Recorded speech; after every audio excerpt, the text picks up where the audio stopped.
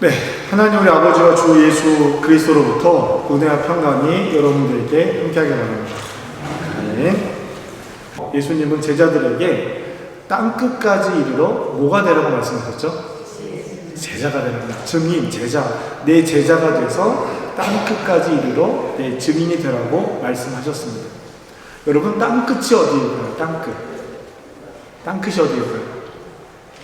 땅끝.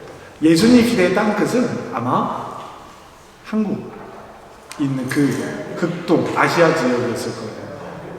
저는 어렸을 때 성경을 읽으면서 성경 이야기를 들으면서 소아시아의 7교회 이런 얘기 나오잖아요. 아시아 이런 얘기 나오면 에베소 이런 교회 이름들이 쭉 나온단 말이에요. 저는 어디 베트남, 필리핀 이런 데인 줄 알았어요. 작은 아시아라고 하니까 저 베트남, 필리핀, 방콕 이런 데가 아닐까 생각했는데 성경의 지도를 놓고 보면 복음이 이스라엘을 지나서 터키를 지나서 마게도나로 전해지는 그 쭉 길을 볼 수 있습니다. 그러면 이 사람들이 있는 반대편 끝이 극동 한국쯤이 있는데요. 한국, 중국, 일본 여기에 복음이 전해졌으니까 어떻게 보면 땅끝까지 복음이 전해졌다라고도 볼 수 있습니다. 그러나 여러분, 전도는 세상을 향해서 예수를 믿으세요 라고 말하는 것으로 끝나지 않는다라는 거예요. 땅끝까지 이르러 내 증인이 되라고 말씀하셨을 때 우리가 그저 그 땅끝에 가서 예수 믿으세요 라고 소리치고 온다고 해서 그것이 복음이 전해졌느냐? 그럴 수도 있고 안 그럴 수도 있어요. 그럴 수도 있고 안 그럴 수도 있습니다. 그러나 그것만으로 끝나지 않는다라는 것은 우리가 알 수 있어요. 이웃에게, 친구들에게 여러분은 예수 그리스도를 전하고 있습니까? 복음을 전하고 있습니까? 열매를 거두고 거두지 못하고는 우리의 문제가 아닙니다. 그것은 하나님께서 하실 일이에요. 그러면 우리는 뭘 해야 되는 사람들입니까? 뿌려야 되는 사람들이에요. 그것이 씨를 뿌리는 자의 비유에 나오는 이야기이기도 합니다. 전도라는 것이 단순히 여러분 나는요 예수를 잘 믿어가지고요 복 받아가지고요 잘 살아요, 잘 살 겁니다, 죽어서도 천국에 갈 거예요. 여러분들 어떻게 하시겠습니까? 죽어서 지옥 가시겠습니까? 이렇게 말하는 것이 전도가 아니라는 것입니다. 베드로전서 3장 15절 말씀에 보면은 베드로가 하는 이야기가 있습니다. 너희는 마음에 그리스도를 주로 삼아 거룩하게 하고 너희 속에 있는 소망에 관한 이유를 묻는 사람들에게 대답할 것을 항상 준비하되 온유와 두려움으로 준비하라. 베드로가 이야기하는 소망에 관한 이유를 묻는 이유입니다. 전도는 우리 마음속에 그리스도를 주로 삼아 거룩하게 하고 우리 마음에 있는 거룩함을 보는 이들에게 드러나는 것을 보고 너희들 안에 있는 그 거룩함은 뭐니? 라고 묻는 사람들에게 우리의 거룩함의 출발은 이거야. 온유하고 두려움으로 대답할 것을 준비하는 것, 이것입니다. 자, 여러분, 그러면 거룩함이라는 것이 무엇일까요? 거룩함이라는 것. 여러분, 거룩함은 구별입니다. 구별. 다르다는 거예요. 하나님을 믿지 않고 예수님을 믿지 않으면 동물처럼 살아가는 그 가치관을 가지고 살아가더라 라는 겁니다. 어쩌면 짐승만도 못한 삶을 살 수도 있어요. 여러분, 사자 있지 않습니까? 사자. 배부른 사자는요 안 잡아먹습니다. 안 잡아요. 재미로 짐승을 죽이지 않습니다. 배부른 사자는. 사자가 배가 부르면 그 옆에 이런 사슴들이 왔다 갔다 해도요 건들질 않아요. 근데 여러분, 인간은 어떻습니까?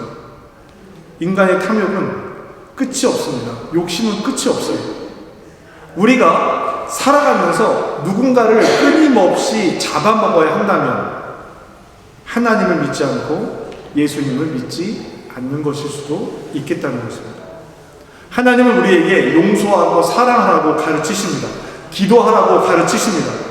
이런 일들은 윤리 도덕적인 규범이 아니에요. 윤리 도덕적이라는 것은 무엇이냐면 내가 그것을 그렇다라고 믿지 않아도, 그것을 그렇다라고 믿지 않아도 윤리고 도덕이고 규범이니까 내가 따라가야지 라고 말하는 거예요. 딱 그 정도 수준입니다. 그리스도인은 마음과 행동이 같아야 한다는 거예요. 그 사람 자체가, 그 정체가 그런 사람이어야 한다라는 것. 이것이 윤리 도덕과 다른 것입니다. 우리는 이것을 뭐라고 불러요? 정체성이라고 불러요. 정체성. 야, 너 정체가 뭐야? 이런 거잖아요. 너 정체가 뭐야? 이때 말하는 것이 정체성입니다. 사람이 예수를 믿으면 이렇게 달라진다. 사는 것도 이렇게 달라지고 죽음을 맞이하는 것도 이렇게 달라진다. 이것을 보여주는 것, 내가 다르다라는 것을 보여주는 것이 예수 믿는 사람들의 삶의 모습인 것입니다. 즉 예수를 믿으면 인간이라는 존재가 어떤 존재로 변하는지, 어떤 존재가 되는지 이것을 보여줘야 되는 거예요. 우리가, 저와 여러분이 잘 먹고 잘 살고 부자 되고 아무런 사고 없이 여유롭게 넉넉하게 살아가는 것에 감사하는 것이 아니라 어떤 존재가 되어져 가느냐, 내 존재가 어떤 존재인가, 이 질문이 하나님 앞에서는 우리 질문이어야 한다는 것입니다. 그러면 우리가 우리 존재를 증거하기 위해서는 존재가 어떤 존재인지, 어떤 존재가 되어야 하는지 알아야겠죠. 그래서 우리는 훈련이 필요합니다. 여러분, 신앙생활의 훈련은요, 해도 그만, 안 해도 그만이 아니에요. 여러분, 우리가 잘못한 것을 하나님 앞에 이렇게 고백하는 걸 뭐라고 하죠? 회개라고 하잖아요. 회개입니다. 잘못을 회개로 끝내는 것은요, 매번 그 잘못을 다시 하겠다는 이야기예요. 잘못이 아니라 그 잘못을 통해서 유익한 것을 찾아가야 합니다. 아, 이렇게 했었는데 이제는 이렇게 해야 되겠구나. 이 유익을 찾아가야 되는 거예요. 여러분, 마음은 있는데 실력이 안 되는, 마음은 있는데 행하지 못해요. 왜 그래요? 실력이 없기 때문이죠. 신앙에도 실력이 필요합니다. 실력을 키우기 위해서는 연습이 필요한 것이고요. 잘못된 것이 유익하게 되는 것, 연습이 필요합니다. 생명을 나누고 사랑을 나누는 존재가 되는 것도 연습이 필요합니다.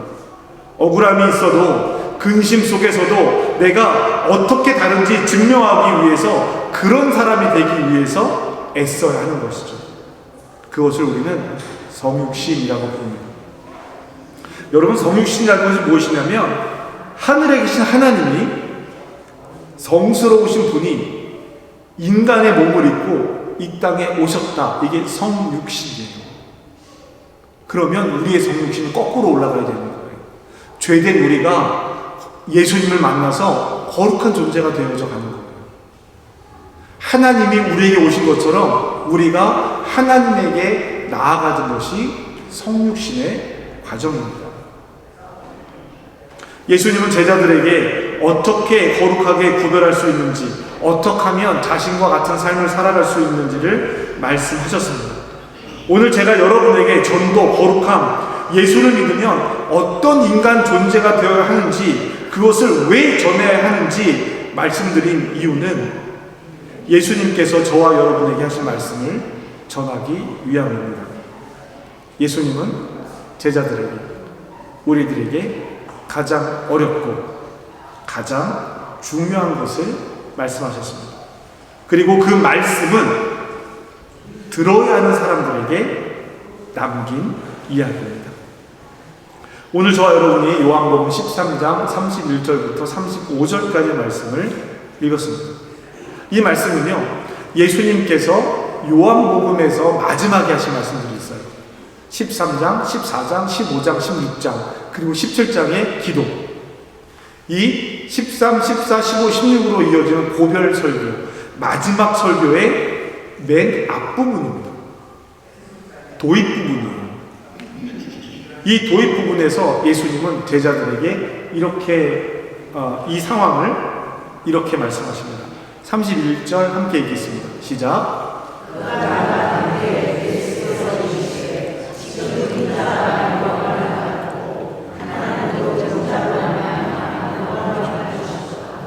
아멘. 앞서 30절 말씀을 보면요, 유다가 나갑니다. 유다가 예수님에게 떡을 받아들고 바깥으로 나가요. 그가 나간 후에 이 그는 누구요? 유다예요. 유다가 나간 후에 예수께서 이르시되 지금 인자가 영광을 받았고 하나님도 인자로 말미암아 영광을 받았도다. 여러분 주보 그 질문해 보시면 31절, 32절은 제가 세번역 성경으로 표현을 좀 해놨습니다. 좀 말이 좀 애매하잖아요.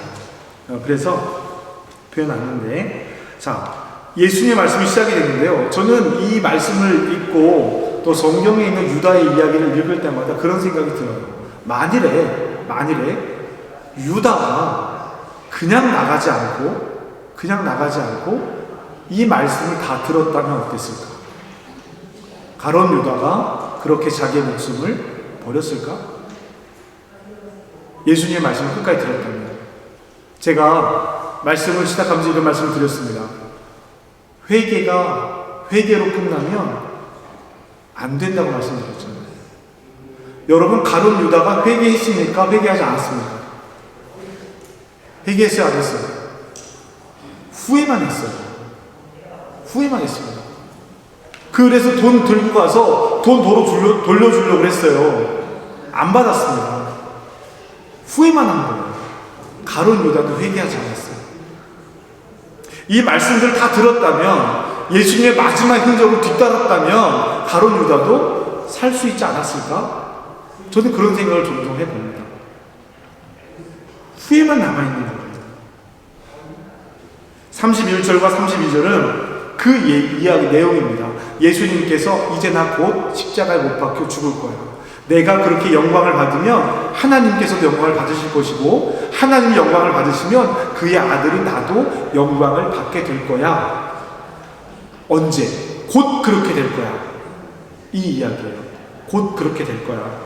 그 이야기가 끝나고 나서 33절을 이야기하는 것입니다.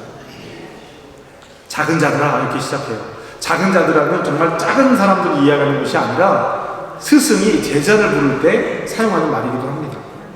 작은 자들아, 내가 아직 잠시 너희와 함께 있겠노라. 아직은 함께 있어요. 그러나 너희가 날 찾을 거야. 그런데 나는 없어. 여기 없어. 일찍이 내가 유대인들에게 말했던 것처럼 나는 여기에 없을 거야. 그래서 여기에 없으니까 지금 너희에게 이 말을 남길 거야 라고 이야기합니다. 33절 말씀은요, 34절과 35절 말씀을 하는 이유입니다. 잠시는 같이 있겠지만 너희는 여기 머물러 있어야 돼. 그럼 예수님이 뭐라고 말씀을 남기려고 하는 거잖아요. 그 말씀을 하려고 하는 거예요. 어떻게 하라는 거예요? 너희가 나를 찾을 건데 나는 너희 곁에 없을 거야. 그럼 우리 보고 어떡하라는 거예요, 주님? 이것에 대한 이야기입니다. 너희가 지금 있는 이곳에서 이렇게 살아야 돼. 내가 없는 곳에서 이렇게 살아야 돼. 어떻게 해요? 이렇게 해요 라고 34절 말씀이 시작이 됩니다. 같이 한번 읽어볼까요? 시작.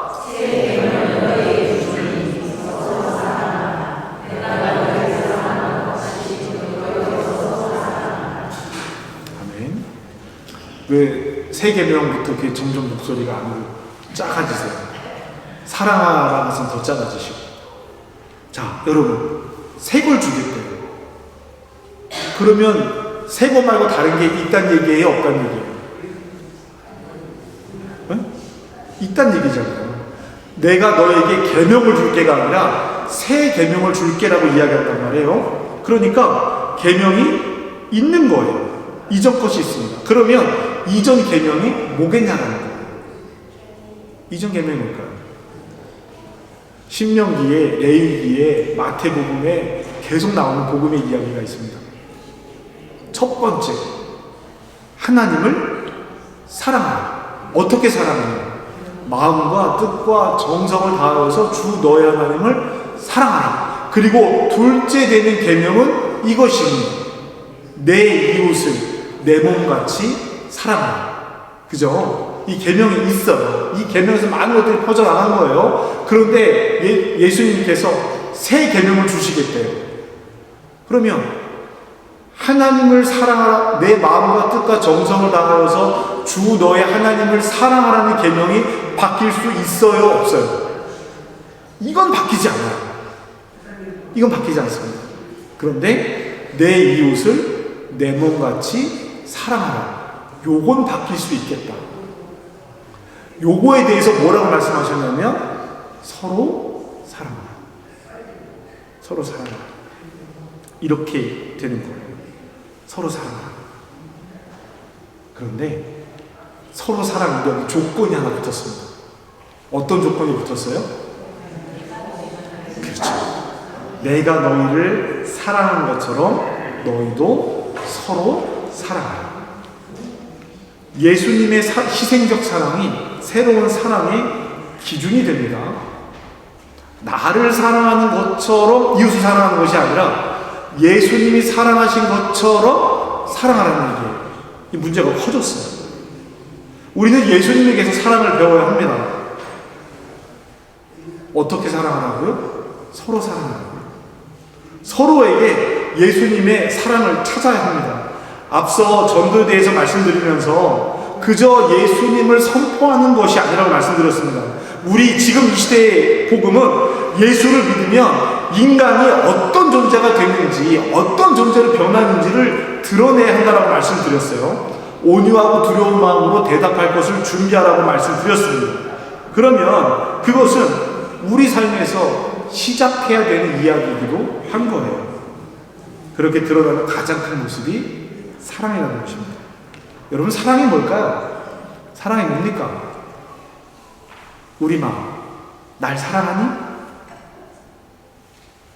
대답을 못하는. 응? 여러분, 사랑이 뭘까요? 여러분, 저를 사랑하십니까? 왜 대답을 안 하세요? 응? 사랑이 뭘까요? 사랑은요, 호감이 있는 사람에게, 일반적인 사랑은 호감이 있는 사람에게 표현하는 행위이고, 마음이 가는 사람에게 다가가서 서로의 마음을 확인하는 과정입니다. 한쪽에서만 사랑하면요, 문제가 돼요. 범죄가 될 수도 있습니다. 이 사람은 안 좋아하는데 나만 계속 사랑한다고 쫓아다니게 신고받아요. 큰일 납니다. 사랑은 호감이 존재합니다. 그래서 주님은 우리에게 말씀하시는 거예요. 그리스도인의 사랑의 기준은 누구다? 예수님이다. 그러면 그 사랑이 뭐냐라는 거예요. 요한복음 맨 마지막 장에 보면은요, 사랑에 대한 정의를 볼 수가 있어요. 요한의 아들 시몬아, 내가 나를 사랑하느냐? 요한의 아들 시몬아, 내가 나를 사랑하느냐? 요한의 아들 시몬아, 내가 나를 사랑하느냐? 예수님께서 이렇게 물으신단 말이에요. 이때 사랑이라는 단어를 사용하게 됩니다. 사랑이라는 표현을 헬라어로는요, 아가페의 사랑을 이야기하고요, 필레오의 사랑을 이야기하고, 에로스의 사랑을 이야기합니다. 여러분, 필레오라는 것은요, 친구 간의 우정, 아주 간단하게만 말하면요, 친구 간의 우정을 이야기하는 거예요. 이제 제가 우리미한테, 우리마, 너 날 사랑하니? 이렇게 묻지 않고, 우리마, 너 나 목사로 좋아하니? 그러면 대답할 수도 있을 거예요. 대답이 달라질 수 있겠죠. 사랑이라는 단어의 의미가 달라지는 겁니다. 에로스의 사랑은 남녀 간의 사랑을 이야기하는 거예요. 여러분, 그러면 남녀 간의 사랑이나 친구 간의 우정이 나쁜 겁니까? 안 나빠요. 그게 있으니까 다들 그렇게 살아가신 거잖아요. 남녀가 짝을 이루어 부부로 살아가고 친구와 만나서 우정을 나누며 살아간 것입니다. 나쁠 이유가 없어요. 그런데 여기에는 한 가지 주의할 지점이 있다는 겁니다. 뭐냐면 짝이 있다는 거예요. 짝이 있다는 거예요. 우정은 여러 사람과 나눌 수 있습니다. 하지만 에로스의 사랑은 여러 사람과 나누면 큰 문제가 돼요. 짝이 있어요. 편이 있습니다. 내가 누군가를 사랑한다는 것 조건이 있어요. 그 조건이 뭐예요? 내가 좋아하는, 필레오의 사랑과 에로스의 사랑의 조건은요, 내가 좋아하는 거예요. 내가 좋아하는 거. 내가 좋아했을 때 상대방도 좋아하면 짝짝꿍이 돼서 좋아하는 거예요. 그런데 한쪽이 싫어하면 안 돼요. 이런 한계가 있습니다. 친구, 또 이런 것도 있어요. 친구 간의 사랑이나 연인 간의 사랑은요, 안 가르쳐줘도 다 해요. 안 가르쳐줘도. 여기 남자를 사랑하시는 법을 배우신 분들 계십니까? 여자를 사랑하는 법을 배우신 적 있습니까? 저절로 되는 거예요.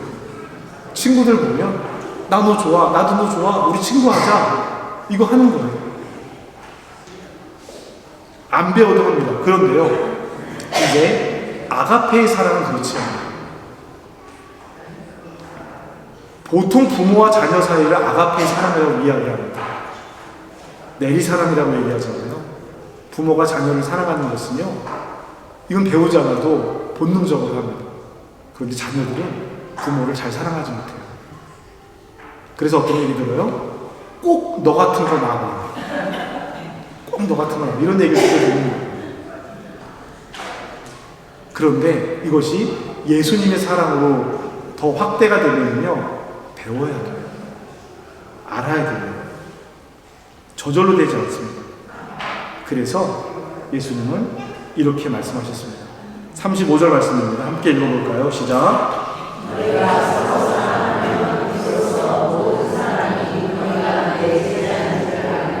아멘. 사랑하는 여러분, 제자라는 것이 무엇입니까? 우리가 앞서 말씀을 시작하면서부터 제자가 무엇일까요? 뭐 이런 말씀을 나누었습니다. 제자가 되는 것, 증인 이야기를 나누었어요. 제자라는 것, 선생이 있고 배우는 사람이 제자가 있어서 가르치는 사람이 있고 배우는 사람이 있어서 그 관계를 스승과 제자라고 이야기하느냐? 지금은 그럴 수 있습니다. 그러나 이 시대에서는요, 성경에 말하는 제자는 그 정도 관계가 아니에요. 성경에 말하는 제자는 예수님과 인격적인 관계 안에서 그분을 따르고 배우고 그분의 가르침을 따라서 삶을 재구성하는 거예요. 삶을 재구성하는 거예요. 예수 그리스도의 십자가 은혜로 구원받은 우리가 부활하신 예수님의 가르침을 따라 삶을 재구성하는 거예요. 그리고 하나님 나라 복음으로 이 땅에서 그 삶을 살아가는 겁니다. 이걸 제자라고 불러요. 예수님은 제자의 첫 조건으로 너희가 서로 사랑하라고 말씀하신 것입니다. 어떻게요? 너희의 방식으로 사랑하는 것이 아니라 내 방식으로 사랑하는 거예요. 자, 예수님께서 새 계명으로 서로 사랑하라고 하신 것은 사랑이 중요하게 뗀 분만은 아닙니다. 중요하죠. 사랑이 중요한데 사랑이 중요한 것만 가지고 너희를 서로 사랑하라. 어떻게? 내가 너를 사랑하는 방식으로 라고 말씀하신 것이 아니에요. 이 말씀, 오늘 말씀의 제목이 새 계명의 의미입니다. 여러분 이 부분을 잘 새겨 들으셔야 돼요. 이 말씀의 의미는 우리에게 예수님께서 이제부터 너희의 방식이 아닌 내 방식으로 삶을 재편하라는 거예요. 너희 방식대로 살아가지 말고 내 방식대로 살아가는 것, 그리고 그것을 제자의 삶으로 증명하라고 하신 것입니다. 예수님의 제자가 되면 존재가 어떻게 변하는지를 보여주는 거예요. 사랑하는 여러분, 예수님의 사랑을 받으시고 하나님의 사랑과 은혜 안에서 하나님의 자녀가 되는 권세를 받으신 여러분,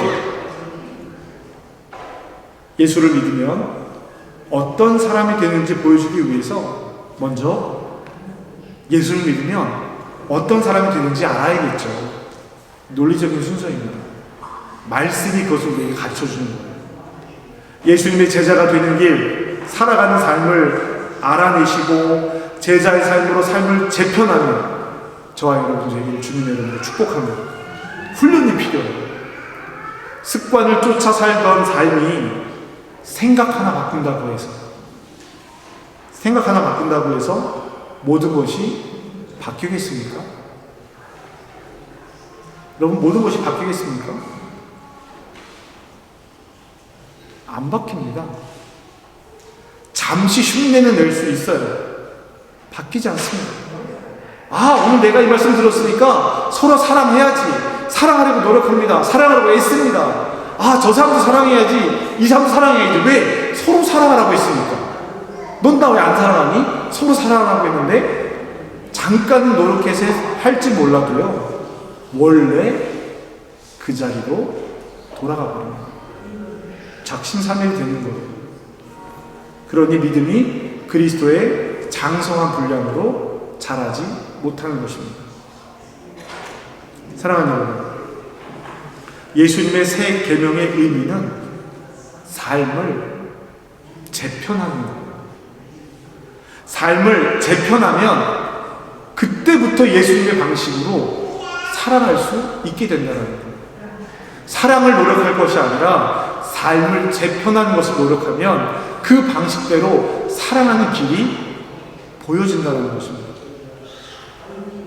친해지고 사랑하는 것이 아니라, 좋아서 사랑하는 것이 아니라, 복음으로 삶을 재편하는 것이 서로 사랑하는 것의 시작이다라는 것입니다.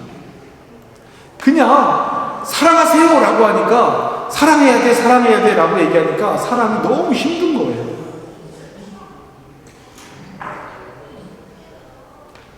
사랑하려고만 하니까 잘못된 방향으로 가기도 하는 것입니다.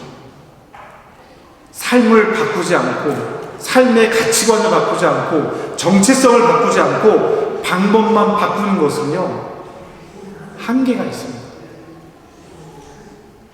저와 여러분의 삶이 주님의 새 계명의 판 위에 올라서기를 주님의 이름으로 축복합니다.